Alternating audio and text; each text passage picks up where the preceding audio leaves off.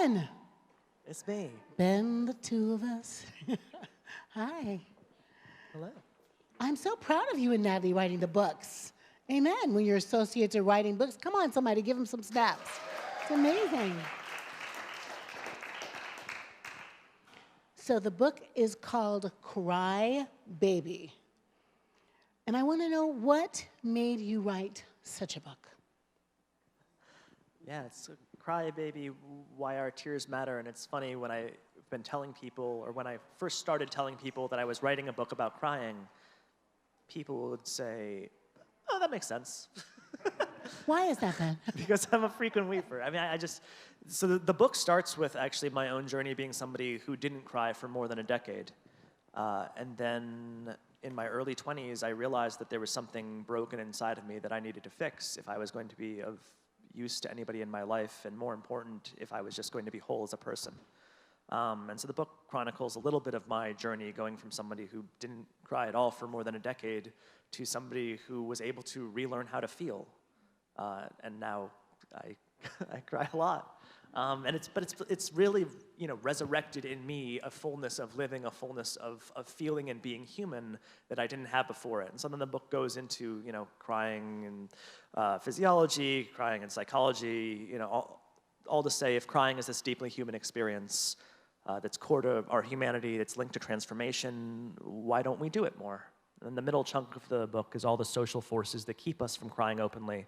And the last third is, if you could get rid of all of those, what would a world shaped by open weeping look like? So Ben, it's beautiful, and I was honored to have a chance to read it. I have a beautiful marked up copy with all the things you're not supposed to do to a hardcover, folded down, dog-eared things. I love that. I know, but let's, for those who haven't journeyed with you here, what was happening in the 10 years that made you stop crying? Tell us about the forces that stopped you from feeling that part of yourself that could weep. Yeah.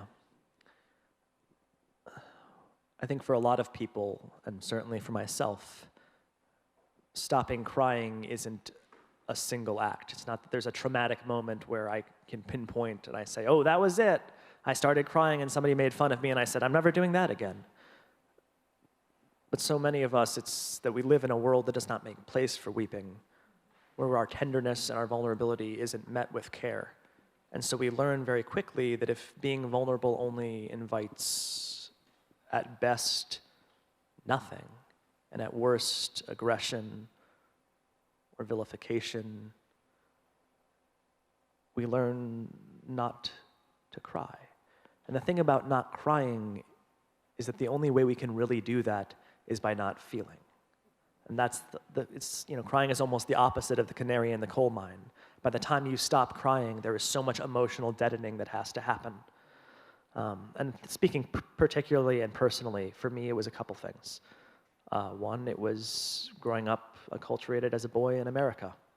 Bell Hooks very astutely puts it in her book on masculinity, The Will to Change, that the first act of violence that patriarchy demands of men is not violence against women, but to kill off the emotional parts of the self. Yes. And I know that's true because I lived it. I very intentionally cut out those parts of me that felt deeply because I was scared of the reaction of my peers. But also for me, it was because I was also scared about really living into all of who I was. That's one of the other things about crying, is that crying is revelatory. It reveals things that are hidden. And I was growing up queer at a time that I was not comfortable living into that. And I was worried that by crying openly, I would share something with the world that I was not ready to face myself. I think I was more afraid of truly naming my own queerness than I was actually about the reactions from other people. And so crying also became a way to hide the parts of myself that I didn't have the courage to face. It wasn't just that you were terrified that the world would see you. It was also the terror of looking at your own stuff and seeing there what was there. There was a there there. There always is. Yeah. So, Ben, you're a certain age, almost 33, or just 33. Now 33. That's right. That's a Happy Friday. birthday. Thank Happy you. birthday, then. I mean, I'm kind of startled, right, to think about an America, a cultural context that 20 years ago, when you were a teenager, didn't have room for you. In the same way that I'm constantly startled that in 2023, there's not always room for my Black, loud self. Just talk a little bit about what's up with culture? What's up with culture that 20 years ago there wasn't space for you, and today there's still not space for your binary, non-binary, beautiful shoes and things. Like, talk about the culture's issue with making space for people like you and me. One of the things that I heard, because I did lots of interviews for the book, because I wanted this book to contain many more stories about crying than the ones I hold in my own body. And one of the interesting things that I heard from people was a near universality in people reporting that they felt like they couldn't cry openly. So I talked to all kinds of different people for the book, and almost all of them expressed feeling at some point in their lives this fraught ambivalence around crying from social forces. But the interesting thing is that the social forces were so different for every single person. So I would talk to Black folks who would talk about, feeling comfortable crying in their family or in their community or in their church, but feeling profoundly uncomfortable crying around white colleagues. I would talk to women who would report how they felt like their tears fell on this razor's edge of being deemed, professional or worthy or competent, that, to cry was a confirmation of prejudices and biases that people already had of them. I heard from men who talked about repressing tears and pushing them down and turning them instead into anger. I talked to queer people like myself who were worried about being tender and who lived through the kinds of unimaginable violence that I did not experience in the 90s as a queer kid. Hearing from some of the queer elders about what it was like to grieve in the middle of AIDS in a country that not only vilified the weeping but blamed people for it. Those kinds of cyclical violence, they don't seem to end, they change face. And so, yeah, I'm really glad that now it seems like there is some more room in the culture for grieving, for tenderness. I don't think this book gets published 20 years ago. And, Ron DeSantis has made it legal to deny medical care to queer people in Florida. We hold these tensions. Something worthy of our weeping, right? Ben, we picked a passage in the early part of the chapter 2. This is a beautiful book, and well-researched and with beautiful prose that is Ben's gift. But let's hear you read that passage that we picked in chapter 2. So this is about crying and physiology, and it's something that I think is beautiful about crying. We can communicate that we need support through salt water leaking out of our eyes. This might seem like a trite or insignificant observation, but it is truly radical.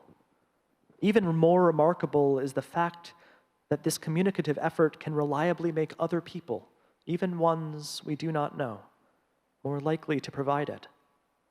The human ability to expand our tribe, to widen our circle beyond those few people who share a biological incentive to ensure our genes are passed on, has few analogs in the natural world.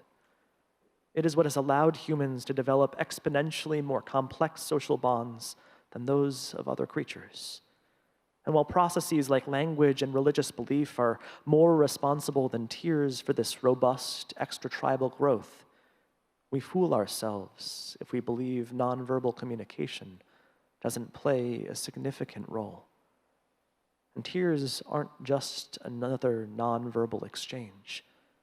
They affect our emotional lives in ways A meaningful glance or hand gesture never could. Consider our proclivity to cry when we see someone else crying. These contagious or empathic tears are an outward manifestation of an inward kindness. How beautiful it is that our bodies are wired to spill care that words alone cannot express. If you've ever cried next to someone, you know that it can create an understanding that transcends language. When you cry empathic tears, instead of simply saying, "I feel your pain," you have taken some of that anguish into your own body. It may not reduce the sorrow the other person is experiencing, but it makes both you and them feel less alone. That is not a blessing that should be taken lightly. The feeling of being seen for who we are and what we are experiencing is humanizing in the fullest sense of the word. That's so beautiful, Ben. The story of a culture of people who put a crying baby in the midst of other babies so the other babies learn how to respond to the crying of that baby. That passage makes me think about the brilliance of a God who designed us with the ability for salt water to leak out of our eyes, and the empathy that it provokes, right? The empathy that it causes. So say something about how important it is to make space for crying, for weeping in our movement building, in our congregational life, so that we understand that tears are part of the ties that bind.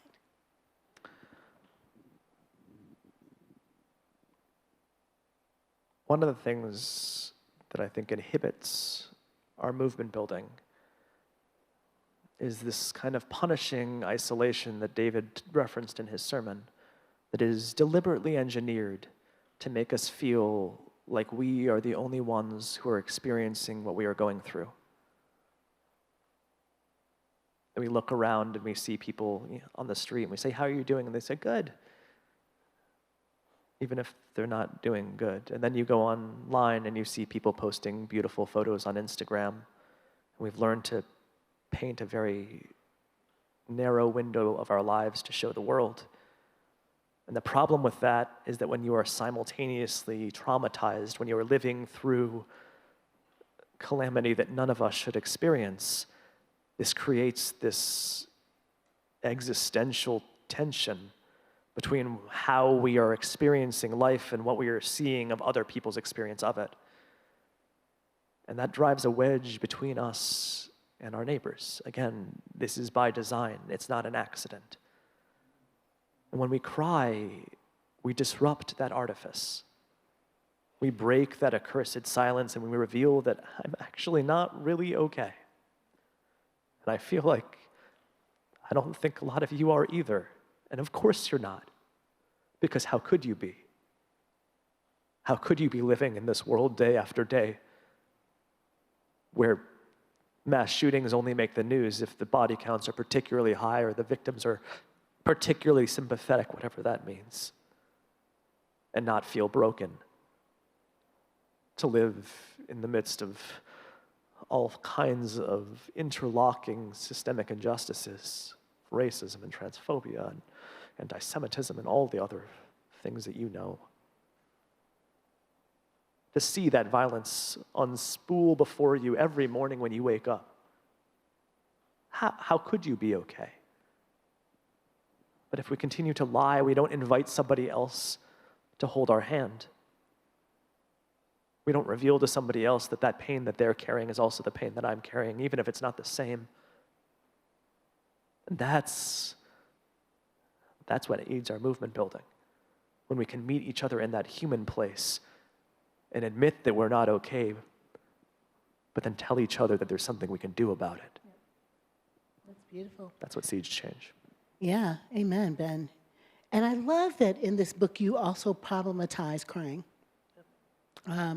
You both do a really beautiful, I think, exposition of women's tears, men's tears, and then you problematize that in a way about the binary that you don't really buy into. But let's think for a minute, because you and I talked about this a bit, about whose tears don't matter, right? You can be a black man on a train and be crying out for help, and that doesn't matter so much.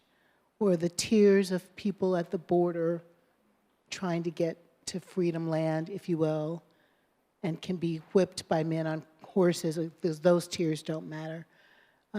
Let's talk about the tears that don't matter, and what's that got to do with the culture of, right, toxic masculinity and So there's racism?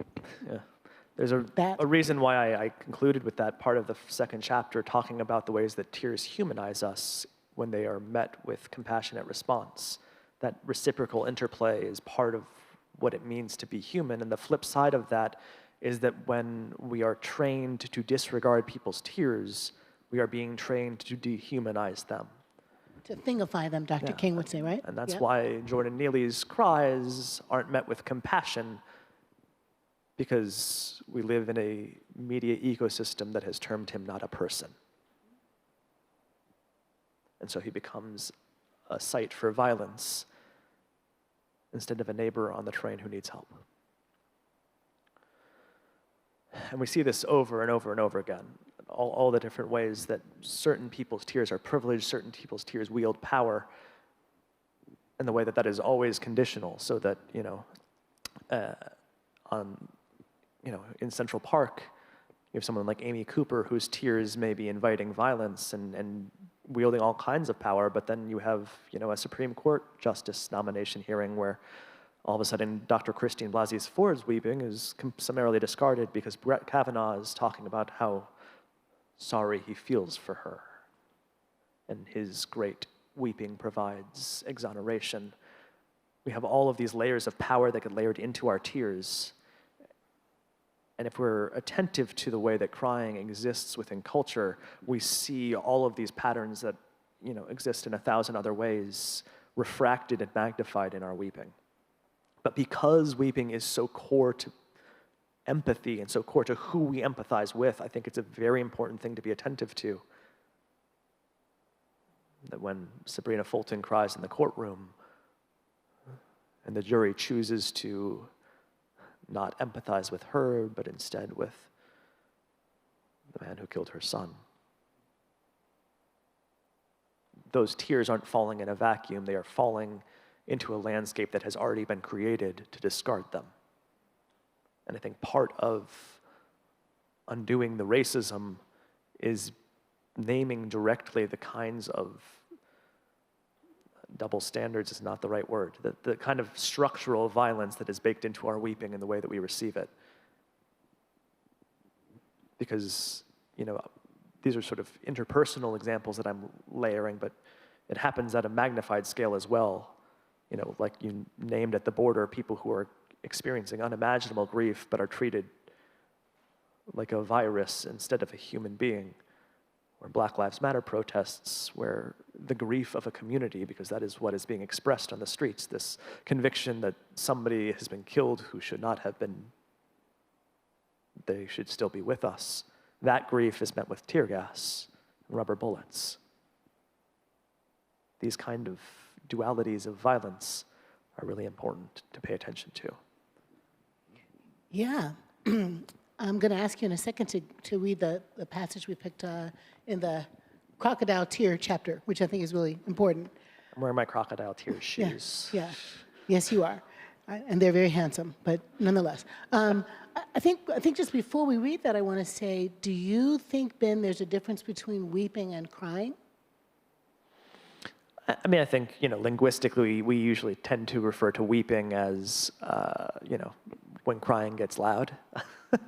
I do think that there's a when I use weeping in the book, sometimes I'm just trying to vary it so I don't say crying every because you're a good writer. Thank you. There we go. But I also think about weeping with a sort of a prophetic dimension. If you think about what do prophets do in the Bible, they disrupt convenient narratives. They point out lies that are being offered as truth. They interrupt violence, and they point us towards a more just future. And I think that there is a kind of weeping that does that, the kind of weeping that led, Mamie Teal to put Emmett Till's photo on the cover of Jet magazine. The kind of weeping that refuses to be silent, particularly in the face of systems that want to silence it. Yeah, when those worshipers were killed, or those Bible study folks were killed at Mother Emanuel, some of us were using the hashtag prophetic grief to talk about, I think, what you mean there, been a kind of disruptive, weeping, gnashing at the horrors in the world, right? That we think can provoke change because it provokes empathy, that it stands in for words, this ain't working type of feeling. So I want to ask you this question before you read this passage. Yeah.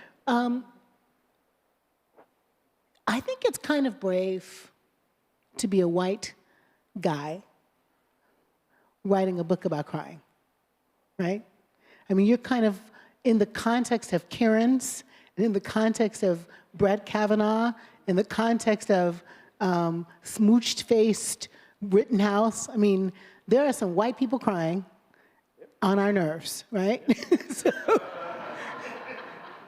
it's like if I was at Oprah, I would want to beat you to that question. Like I want to ask you that question so you have a chance to answer that question, because it's true, love. I have white people crying. Sometimes I'm thinking,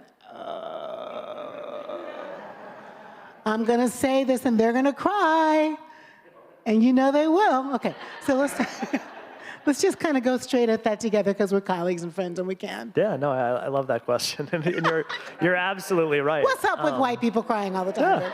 That's what we really want to know. Well, and I think there's a few different ways that white people cry that lead to the kind of an entirely I don't want to say reasonable, like important reaction to those kinds of tears. One is when folks are crying to cover up the truth instead of reveal it. I think crying when it's beautiful is revealing something that has been hidden, and those kinds of tears can do precisely the opposite. They are designed to obfuscate, to hide, to cover. Don't call me a racist. Yeah. Type of tears. Exactly. All of a sudden now it's about my emotion. It's not about the thing that I did. Now it's about my experience of your reaction to the thing I did.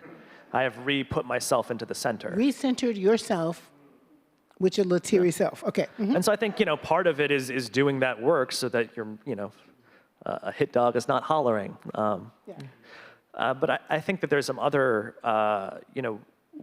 ways that crying pops up, particularly white folks crying that isn't necessarily the same kind of I'm deliberately crying to avoid accountability, but there's also just like a crying that centers itself in a moment that doesn't deserve it. Crying takes up space, just put very simply. And particularly if you're somebody who carries a good amount of social privilege in the world, crying takes up more space.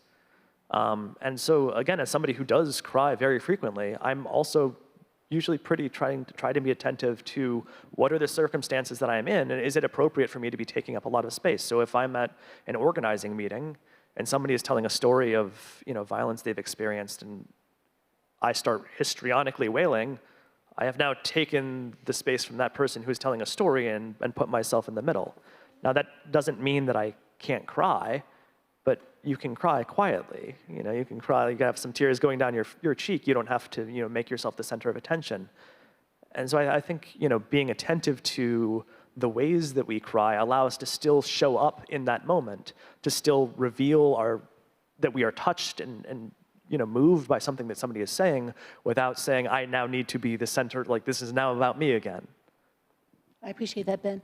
Let's have you read This is a lost. wonderful, we'll go around 134, yeah. I get it. My marked up dog-eared book is on my desk.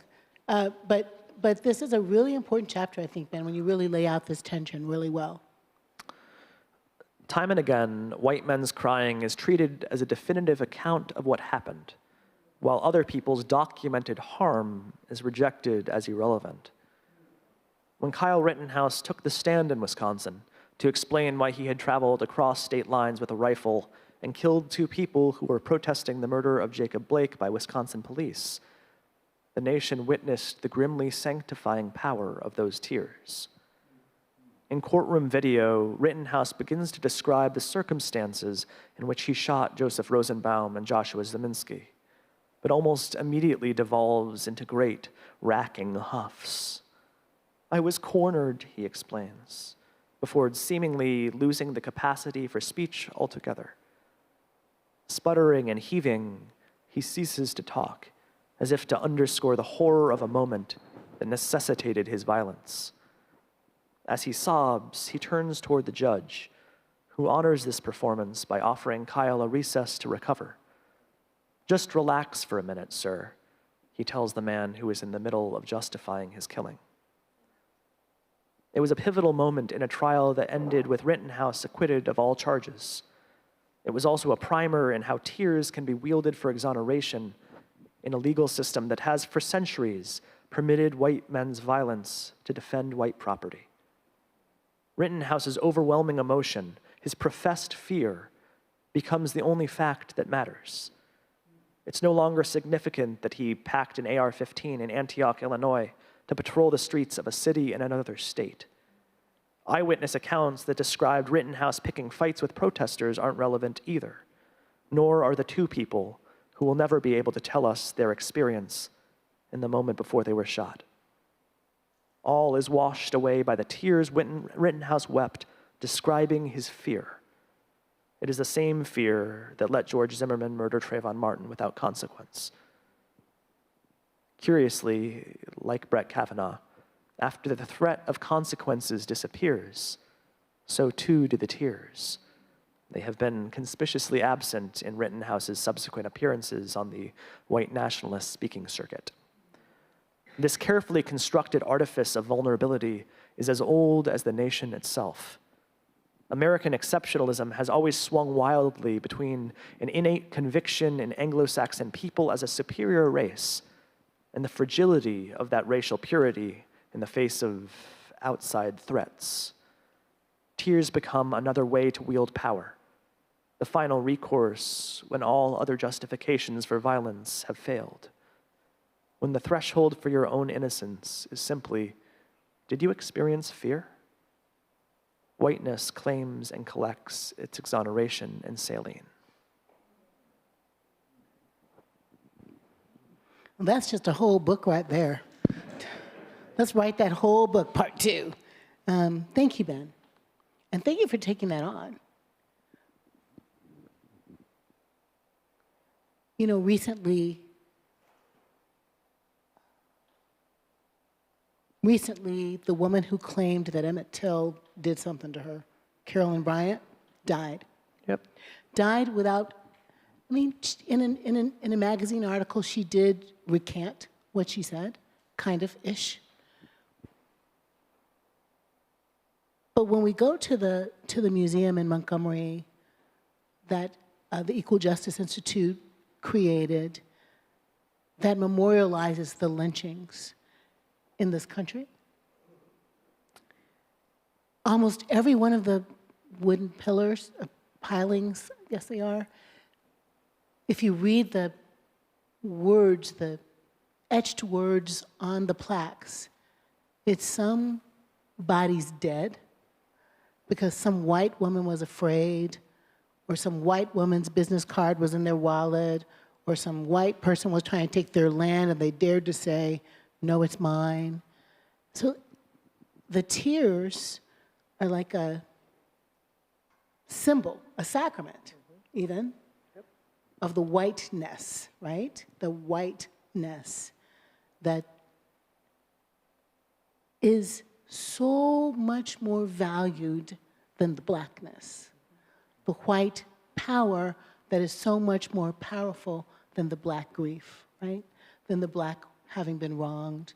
And you say in your book too, Thomas Jefferson kind of puts that in motion when in the notes on the state of Virginia, he calls black grief transient, which is to say he minimizes it. It's not that real, it's not that true. It doesn't need to be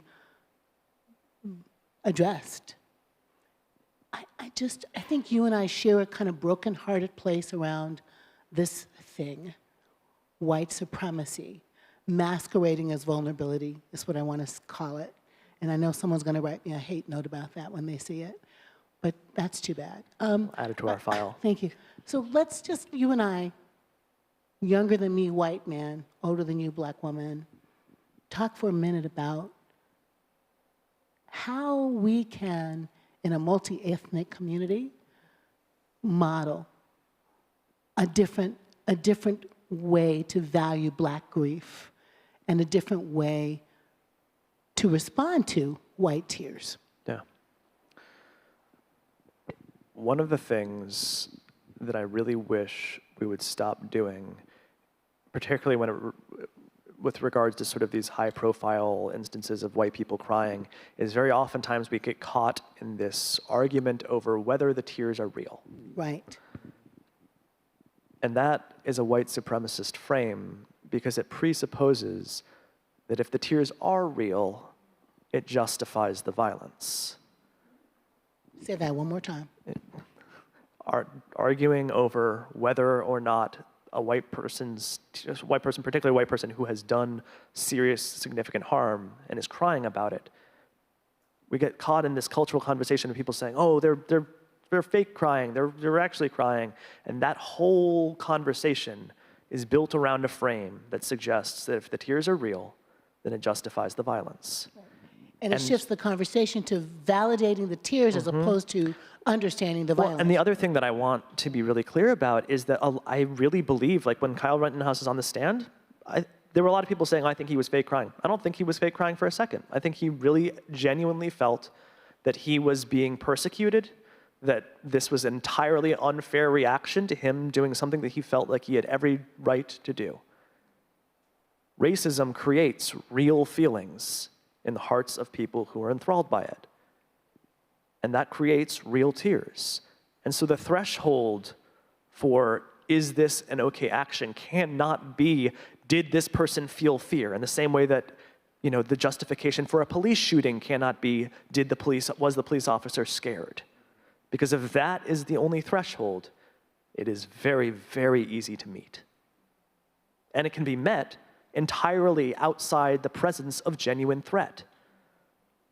I share in my book, I used to live in I lived in Flatbush for a long time, and like my favorite neighborhood I ever lived in. And it was a predominantly black neighborhood, and a lot of my white friends who would come and visit would be like, ooh, this is a dangerous neighborhood. I'm like, fuck you talking about? Like, was it the old people playing dominoes on the street? Like, it was like literally just this beautiful, wonderful neighborhood, and a lot of my, white friends who would come there would be scared because they are registering black skin as a threat. And people get really uncomfortable when you say that. And I think we need to say things like that more and not center a white experience over a empirically provable reality, which is what happens all the time. And so I think, shifting to the black grief piece of that, it's centering grief that for a very, very long time has been treated as if it was peripheral. And to let people be the narrators of their own stories in ways that very frequently, particularly when it comes to media portrayal of events, they are not. It becomes, people describing somebody else's grief instead of actually hearing from the person who is grieving. I think that's right. And this is not going to come out well because it's emerging thought of the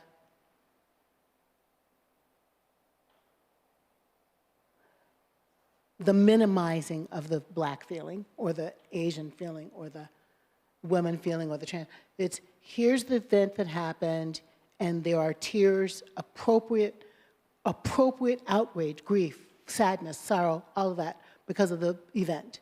And then we move to the white perpetrator, we're talking about that right now, of the thing. And then we got to talk about their tears or not tears, real or not real. So now we're 6 degrees away from the injury, right? And then we're going to talk some more about how we talked about that. And then we're 6 more degrees away from the injury, right? And all of this is the way a fascist, racist culture minimizes the harm done to the people who are harmed. is the analysis toward paralysis that doesn't fit what's broken in the system that caused the injury in the first place, but we're now still centering the crying of the perpetrator for 6 more degrees and 6 more degrees. And do you understand what I'm saying? Yeah. And pretty soon it's nothing but a meme, Yep. and it does not need to be addressed. Well, and the other thing that that does is it also makes us suspicious of all tears. Like when tears are misused and misused so habitually, it creates a cultural context. When you see somebody crying, this little narrative plays in the back of your head. It says, is that person really grieving? And that is, again, a deliberate thing. Like this distrust for people's experience of grief, this refusal to sit with people's experience of grief, this knee-jerk cultural list towards violence as a response to tenderness that is so grotesquely embodied in the way Jordan Neely was treated on the subway, the way he was killed on the subway. And the way when doctors go into hospital rooms, Yep. studies show that we don't think a Disregard. black person hurts. That those tears aren't real, right? All of this is because we have been victimized by folks who want to make us distrust other people's authentic emotion because it inhibits solidarity, because it creates and sows distrust and chaos and confusion, which is precisely what fascism depends on to take power. Important. Beautifully said. We have time for a few questions. I don't know what our process is for gathering them, but there's a mic right here if you'd like to ask Ben or me a question. And while you're making up your question in your mind, I'm going to connect our books for just a second. Yeah, and also if you're online, Nick is going to be collecting questions from the chat and texting them to me. So we're doing this in all of the ways. In all the places. Yeah, David? Come to the mic, though. So first of all, congratulations, Ben. Thank you. I guess I want to pick up the note about weeping that Jacqui had brought up. And if you think about the biblical stories, not just the prophetic ones, but the biblical stories of weeping, because the pain and the suffering is felt so deeply, there are no words. And thinking about the ways, and so this relates to this question about sincerity, that the allowance for true grieving is so tremendous that we don't have words for it. And that the kind of the weeping is there instead for that. But then what do we do with the words afterwards? What is that, as you say, like the prophetic message of the weeping afterwards that can get folded back into apologetics and things like that? Thank you, David. Thanks, David. Yeah, it's interesting. When I first started writing the book, I think I really thought about crying as sort of an end point. That we go through all of these things, then we weep, and that's the exclamation point on the experience. And I don't really think about crying that way anymore. I see crying more as an ellipsis, as a doorway, and it's the what comes after that is really important. And so to actually sort of start where you started in the Bible, I think the story of Jesus weeping by Lazarus' grave is this beautiful embodiment of, Jesus writes to his friends and they tell him that Lazarus is sick. And he writes to them that this sickness will not end in death. And then he immediately makes his way to where Lazarus lived. But by the time he has arrived, Lazarus has already been dead for several days. And I was telling this to a friend of mine, and he asked me, well, do you think it's possible that Jesus didn't know that he could raise Lazarus yet? He thought that he could heal Lazarus. But when he got there, it wasn't that he was weeping, as a way to show solidarity, but he was weeping because he genuinely thought that he had failed his friend. And I think that experience, that tenderness, that not trying to make something right, but just feeling the fullness and enormity of that emotion is what creates the circumstances for Lazarus' resurrection. That the weeping is important and crucial, and it does not fix everything. In the end, I for the whole book, I do all this building up of why crying matters so very much. And then I sort of, pull the rug out from under it and I say, well, does that mean that racism will be cured if everybody weeps more? Like, absolutely not, of course not. But I think it can help. And sometimes a genuine source of help is what we need to get through that doorway and start doing the work. And so I think, crying is an invitation to what comes next, that it can hopefully disrupt ossified systems of power to create fertile ground for change. But the changing is on us, and I think it's watered in tears. I think that the crying continues, but it has to be those words that follow. It has to be those actions that follow, that bringing of solidarity, that building of community, that building of power and movement. That's what makes the tears a dynamic force and not just, solipsistic grief work. Thank you, Ben.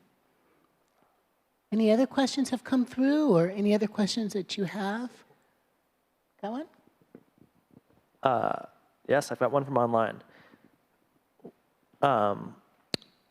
Do you have thoughts about this is from Beth.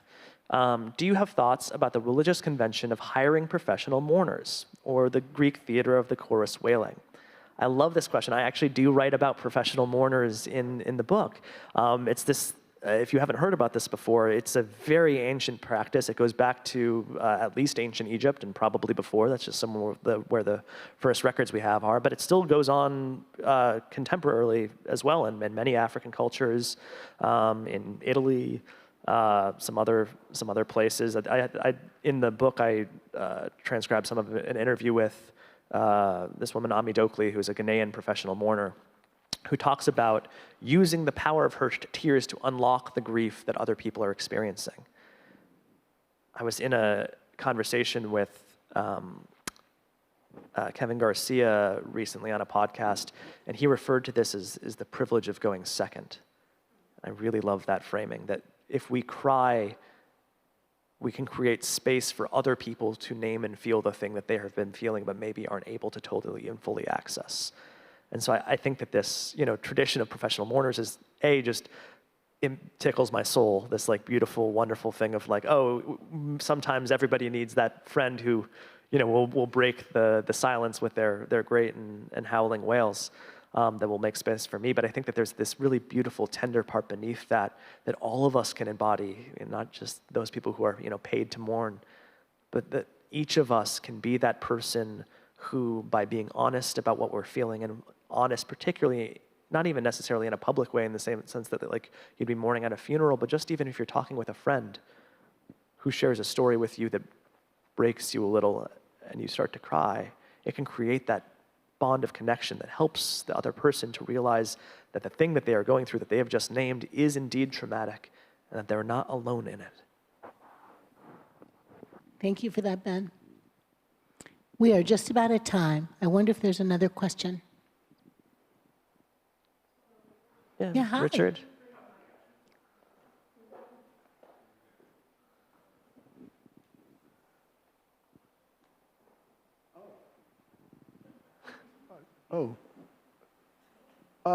This is sort of not a question, but it may lead to one. Before you said, crying is saying, I'm not okay. But there was a time in my life when crying for me was a statement. It was a knowing. It was finally knowing how unhappy I had been. And I feel like I spent my 20s grieving how unhappy our family had been with each other, with so many chances to make each other happy, and almost devising a code of family humor, certain ways which were valid and joy-producing, but still we missed. I felt I had to grieve that. And I feel like when we cry, we still have grieving ahead, because when we cry, some part of us knows that all of that was before was the wrong, was maybe not the right way. And then we have to grieve that. I think grieving is a real part of life, and not just grieving the dead, but grieving our ways of life, our ways. And for us to move on at this point, we're also going to have to grieve the end of all of those behaviors that kept us going. And that's why I guess I feel tears are a positive experience. Yeah. Yeah. Thank you so much for sharing That's that, really Richard. beautiful, Richard. Wow. And I completely agree with you that tears are a positive experience, even when it's incredibly painful. That's why I wrote the book, because I think that tears can point us towards a different world. There's a couple books that when I was listening to you talk about, particularly the grieving that we need to do now to make space for what's to come. There's a book by Roy Scranton called Learning to Die in the Anthropocene, where he's talking about what does it mean to live in climate grief before the climate catastrophe that is to come, but knowing that it's coming. What does it mean to live in the middle of that grief and resolve to love each other well anyways, to do something about it, to do something differently. And there's another book called The Queer Art of Failure by Jack Halberstam, who's a professor at Columbia. And he talks about the way that the queer art of failure. The queer art of failure.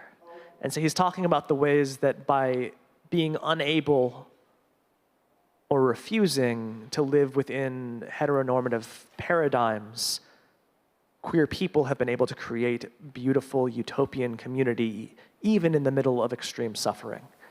And I think that those two, to me, hold this tension that tears can offer, that it doesn't paper over everything and say, oh, we're all right.